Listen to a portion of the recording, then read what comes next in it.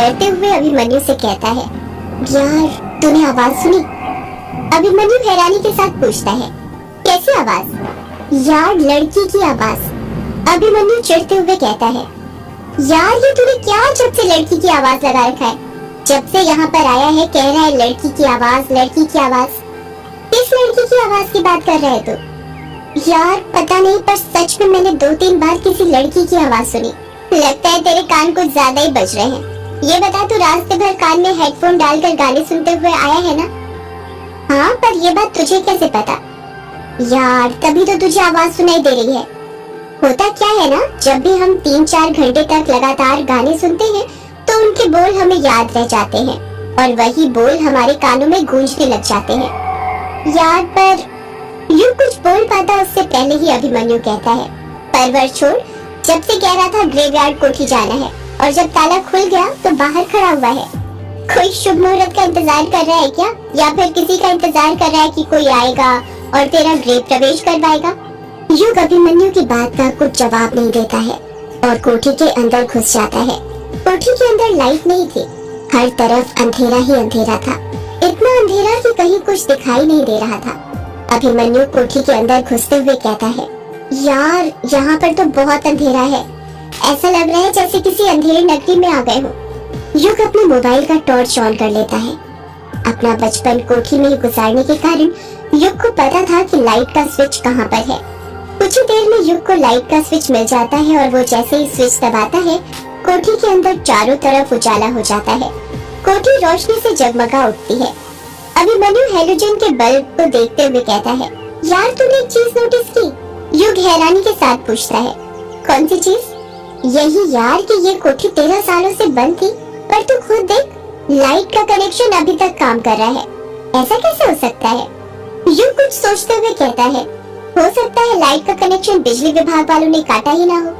अभिमन्यु फटाक से पूछता है, और वो क्यों? क्योंकि उनके मन में भी यक्षिणी का खौफ होगा और वो यहाँ पर आने से डरते होंगे, इसीलिए उन्होंने लाइट का कनेक्शन काटा नहीं होगा। अभिमन्यु युग की बात का कुछ जवाब नहीं देता क्योंकि उसे युग की बात बिल्कुल ठीक लगी थी। वो कोठी को देखने लग जाता है। 13 सालों से कोठी बंद होने के कारण हर जगह धूल ही धूल थी। मकड़ी ने कई सारे जाले बनाकर रखे हुए थे।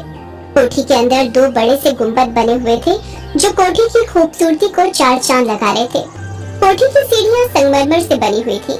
हॉल में बर्माटिक और बेल्जियम के बड़े बड़े झूमर थे। कोठी का फर्नीचर मोहगनी की लकड़ी का था। दीवारों पर कई कलाकृतियां बनी हुई थी जिसकी सजावट के लिए तलवारें, रस्सी, कुल्हाड़ी, अलग अलग चीजें टंगी हुई थी जो काफी पुराने जमाने की थी। उन पुरानी चीजों को देखकर ऐसा लगता था कि हर एक चीज के पीछे कोई न कोई कहानी छिपी हुई थी। अभिमन्यु कोठी के चारों तरफ अपनी नजरें घुमाते हुए कहता है, यार ये ग्रेवयार्ड कोठी अंदर से तो बहुत शानदार है। इतनी पुरानी इमारत है पर देखकर ऐसा लगता है कि जैसे अभी 1-2 साल पहले ही बनाई गई हो। कुछ भी बोलो, ये अंग्रेज लोग काम एकदम बढ़िया करते हैं, इतना बढ़िया कि सालों साल तक चले। मेरे तो समझ में नहीं आ रहा कि तेरे रिश्तेदारों ने इतनी अच्छी कोठी इतने सालों से बंद क्यों रखी थी। युग अभिमन्यु के सवाल का कुछ जवाब नहीं देता है। वो गौर से कोठी का कोना कोना देख रहा था। उसे देखकर ऐसा लग रहा था कि कोठी को देखकर उसके बचपन की यादें ताजा हो गई हो। अभिमन्यु अपनी बात को आगे जारी रखते हुए कहता है, यार इस कोठी की भी बड़ी बेकार किस्मत है। 1-2 हफ्ते बाद अपने वेकेशन खत्म करके तू यहाँ से चला जाएगा और फिर से इतनी प्यारी कोठी बंद हो जाएगी। मैं कहाँ जाऊँगा? अभिमन्यु फटाक से कहता है, अपने शहर बेंगलोर जहाँ पर तू रहता है। और कहाँ पर जाएगा? तू यहाँ पर अपनी छुट्टियाँ ही बिताने आया है ना? शहर से मन भर गया होगा तो। युग उदास चेहरा बनाते हुए कहता है, मैंने बेंगलोर छोड़ दिया है और अब मैं कहीं नहीं जाऊंगा, हमेशा यहीं पर रहूंगा। अभिमन्यु अपनी आंखें फाड़ते हुए कहता है, क्या कहा तूने? बेंगलोर छोड़ दिया है? पर क्यों? तू तो बेंगलोर में सेटल हो गया था ना? अंकल जी के शांत हो जाने के बाद 13 सालों से वहीं पर तो रह रहा है तू। तो अब ऐसा क्या हो गया कि तू अपना सब कुछ छोड़कर वापस अपने गाँव आ गया? तुझे पता है ना, गाँव की जिंदगी शहर की जिंदगी से बहुत अलग होती है।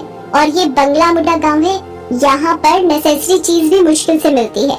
हाँ पता है मुझे, पर मैंने फैसला कर लिया है, चाहे कुछ भी हो जाए, पर अब मैं हमेशा यहीं पर रहूंगा। पर क्यों? आखिर शहर में तेरे साथ ऐसा क्या हुआ कि तू अपना सब कुछ छोड़कर गांव में रहने आ गया?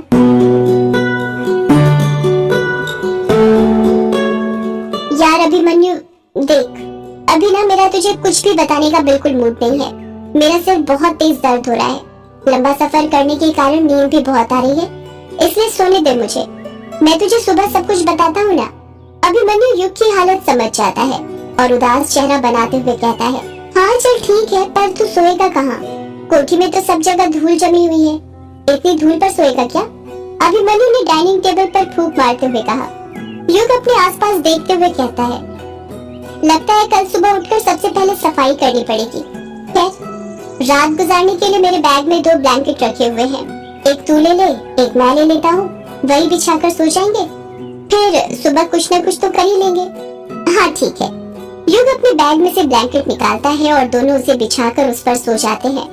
चांदनी रात थी और युग एक लड़की के साथ नदी के किनारे बैठा हुआ था। छोटी छोटी लहरें बार बार उन दोनों के पैरों को स्पर्श कर रही थी।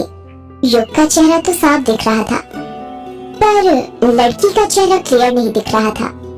उस लड़की ने काले रंग की साड़ी पहनी हुई थी। उसने अपना सिर युग के कंधों पर रखा हुआ था। दोनों ही एक दूसरे से चिपक कर बैठे हुए थे। वो लड़की आसमान में दिख रहे चांद को देखते हुए कहती है, एक बात पूछूं आपसे? युग प्यार से कहता है, हाँ पूछो ना, इसमें इतना हिचकिचाने वाली क्या बात है? आप मुझे भूलोगे तो नहीं ना?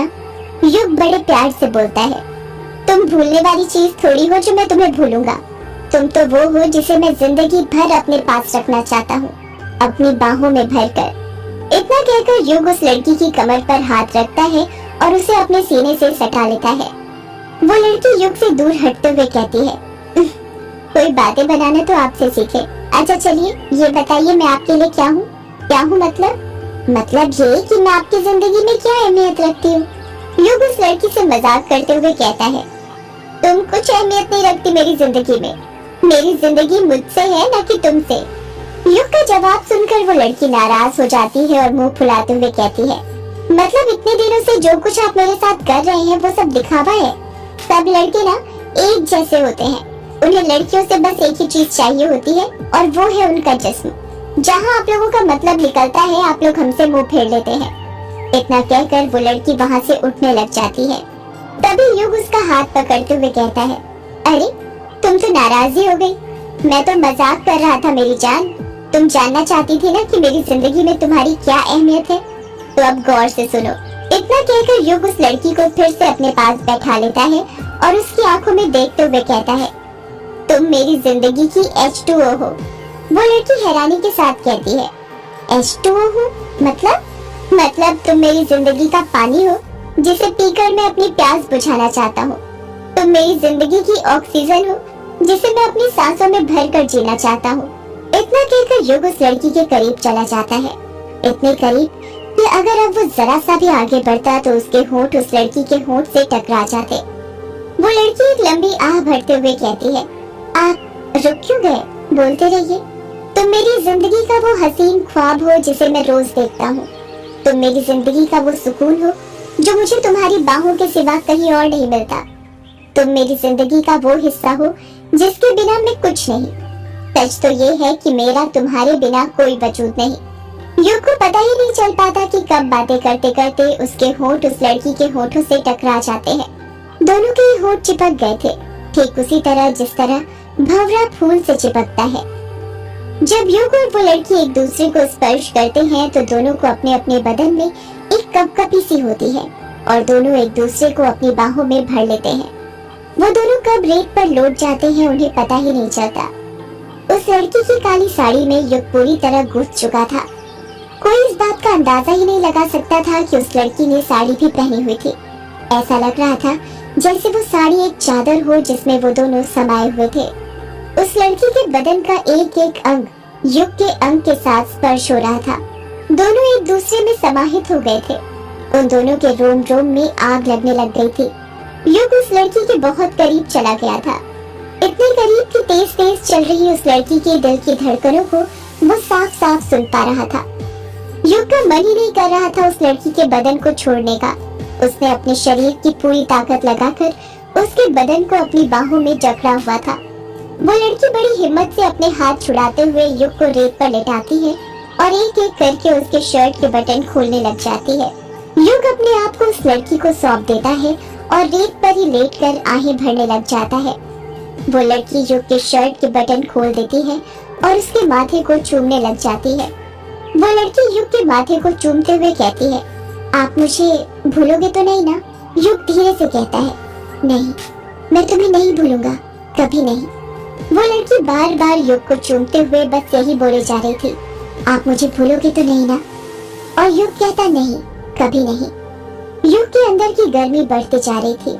वो युग के माथे को चूमने के बाद नीचे आने लग जाती है और उसके सीने को चूमने लगती है। युग के अंदर की उत्तेजना बढ़ती जा रही थी। उसका पूरा बदन पसीने से भीग चुका था। उसके माथे और बदन पर पसीने की बड़ी बड़ी बूंदें थी। उसे अपने पूरे शरीर में गर्मी का एहसास होने लग जाता है। उसे ऐसा लग रहा था जैसे वो किसी आग में तप रहा हो। देखते ही देखते गर्मी इतनी बढ़ जाती है कि उसकी नींद टूट जाती है और वो अपने सपने में से बाहर आ जाता है। युग झटके के साथ उठते हुए कहता है, ओह माय गॉड, फिर वही सपना। इतना कहकर युग अपने माथे का पसीना पोंछने लग जाता है। उसका पूरा बदन पसीने से लथपथ हो गया था। युग खुद से कहता है, हे भगवान, ये क्या है? क्यों बार बार आप मुझे एक ही सपना दिखाते हो? और आखिर वो लड़की कौन है जिसके साथ मैं ये सब करता रहता हूँ? इतने करीब तो मैं आज तक अपनी जिंदगी में किसी लड़की के नहीं गया। कौन है वो लड़की? क्या संबंध है मेरा उसके साथ? यही सब सोचते हुए युग अपनी जगह पर खड़ा होता है। अपने बैग में से पानी की बोतल निकालता है और पानी पीते हुए फिर सोचने लग जाता है, ये सपना मेरा पीछा क्यों नहीं छोड़ता? बेंगलोर में भी यही सपना दिखता था और यहाँ पर भी। सपने में जो नदी थी वो तो किश्नोई नदी थी, पर वो लड़की कौन थी और उसका चेहरा मुझे क्यों नहीं दिखता कभी? युग वापस से लेट जाता है और कोठी की छत को देखते हुए सोचने लगता है, नदी तो मिल गई, हो सकता है वो लड़की भी मिल जाए। बस एक बार वो लड़की मिल जाए, फिर ये सारे सपनों के राज खुल जाएंगे। कुछ न कुछ कनेक्शन तो जरूर है मेरा उस लड़की के साथ। ऐसे ही सपने नहीं आते, वो भी सेक्स वाले। यही सोचते हुए युग की कब नींद लग जाती है उसे पता ही नहीं चलता। सुबह हो गई थी और सुबह के 7 बज रहे थे। अभिमन्यु अभी तक गहरी नींद में सो रहा था।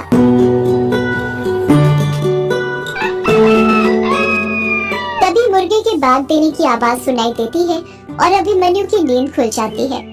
अभिमन्यु उबासी लेते हुए अपनी आंख खोलता है और देखता है कि युग उससे पहले ही उठकर बैठा हुआ था और कुछ सोच रहा था।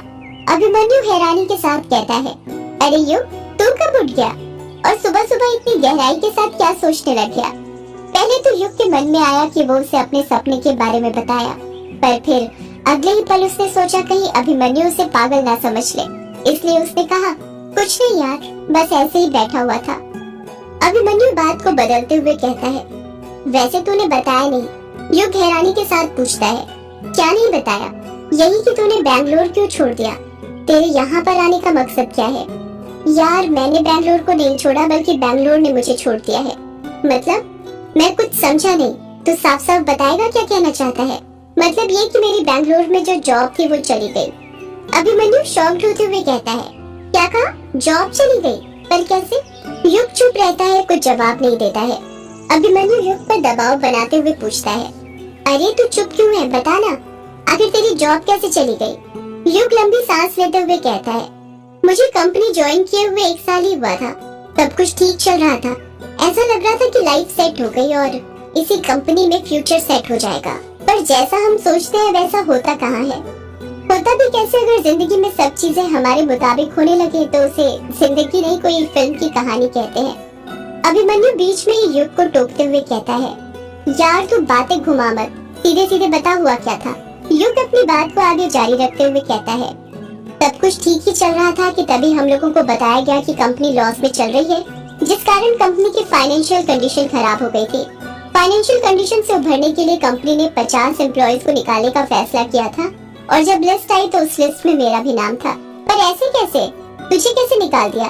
तेरा तो कैंपस सिलेक्शन हुआ था ना, और पैकेज भी अच्छा था।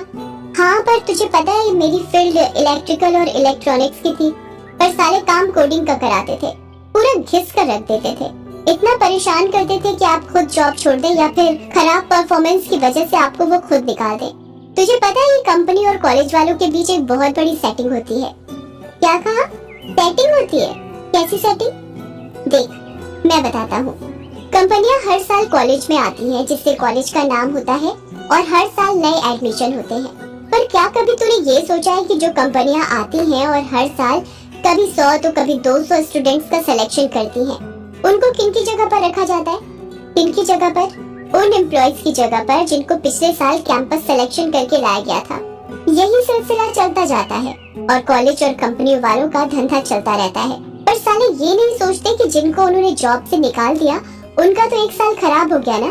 वो तो इसी उम्मीद से थे कि अब पूरी जिंदगी उन्हें कंपनी के साथ काम करना है। चल ये सब तो ठीक है, इसमें कॉलेज और कंपनी वालों का दोष था, तेरी बात समझ रहा हूँ मैं। पर फिर तूने दूसरी कंपनी में कोई जॉब के लिए अप्लाई क्यों नहीं किया? ऐसा तो था नहीं कि दुनिया में बस एक ही कंपनी है और तू गवर्नमेंट जॉब के लिए भी तो ट्राई कर सकता था ना। तुझे क्या लगता है मैं बेवकूफ हूँ? पिछले 1.5 साल से दोनों जगह ट्राई ही तो कर रहा हूँ, पर कुछ हो ही नहीं रहा। जॉब हलवा थोड़ी है कि यूं मिल जाए, मिलती भी है तो काम की नहीं मिलती, ऊपर से पेमेंट कम। मतलब ये कि तुझे जॉब से 1.5 साल पहले निकाल दिया गया है। हाँ, पिछले 1.5 साल से जॉब ढूंढ रहा हूँ और जॉब पाने के लिए कोचिंग भी ज्वाइन की, पर कुछ काम नहीं आया, बल्कि उसी चक्कर में सारी सेविंग भी खत्म हो गई। हालत इतनी खराब हो गई कि बैंगलोर छोड़कर गाँव आना पड़ा। लोग जॉब करने के लिए गाँव छोड़कर शहर जाते हैं, पर तू पहला ऐसा शख्स है जो शहर छोड़कर गाँव आया है। बता फिर क्या सोचा है? यहाँ गाँव में आकर क्या करने वाला है तू? युग कुछ जवाब नहीं देता। अभिमन्यु युग पर दबाव बनाते हुए पूछता है, बता यार, यहाँ गाँव में क्या करने वाला है? मैंने गाँव में एक स्टार्टअप खोलने का फैसला किया है। कैसा स्टार्टअप?